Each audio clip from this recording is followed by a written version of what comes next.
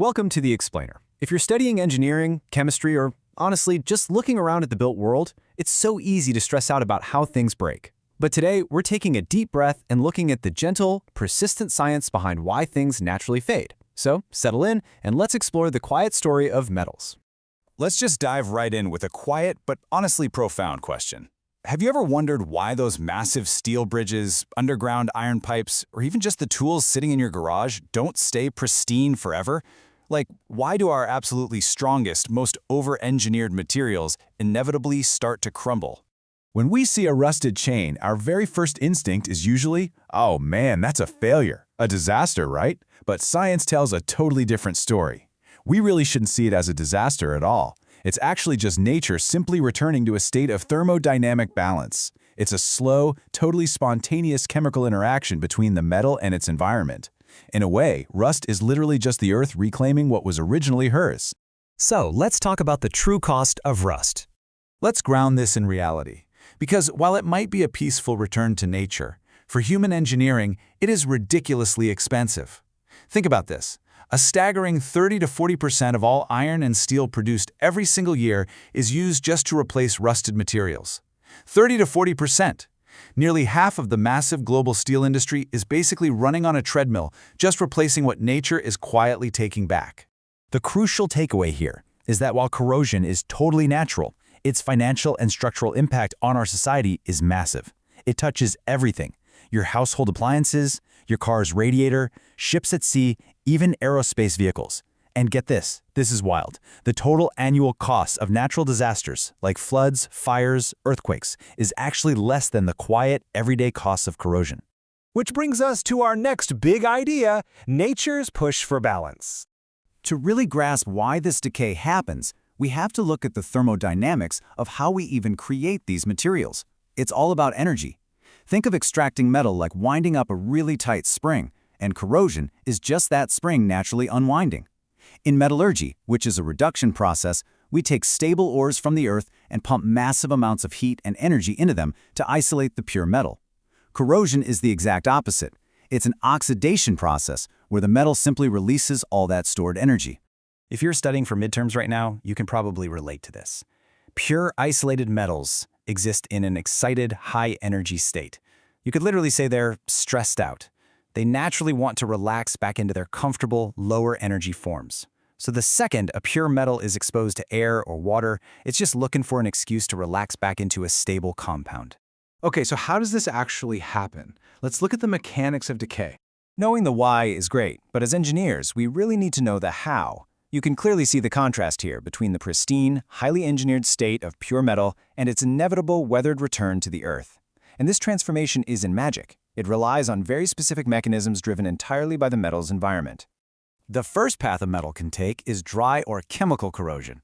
This is where gases in the atmosphere, usually oxygen, but sometimes halogens or hydrogen sulfide, directly attack the metal, and this happens without any moisture. The metal loses electrons, the oxygen gains them, and over time, a metal oxide layer forms right on the surface. If that layer is porous, the gas just keeps creeping deeper and deeper, silently converting the metal from the outside in. Then there's the second path, which is often way more destructive: wet or electrochemical corrosion. This kicks in when a conducting liquid is present. Honestly, even just high humidity or a single drop of water is enough. That moisture effectively turns the metal surface into a tiny, active battery. Two different areas form on the metal, an anode and a cathode. At the anode, the metal literally dissolves, giving up its electrons.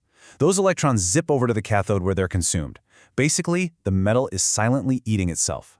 It's just fascinating to see the stark before and after reality of these chemical processes. It's never just a simple change in color. It is a fundamental restructuring of the metal's atomic makeup on the surface, all driven by that tiny little electrochemical cell we were just talking about.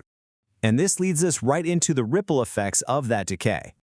As this natural return to balance happens, it quietly steals away the exact properties we rely on. This is where the real-world engineering challenge kicks in. It isn't just about a pipe getting a little thinner, it's the silent theft of the metal's most valuable traits.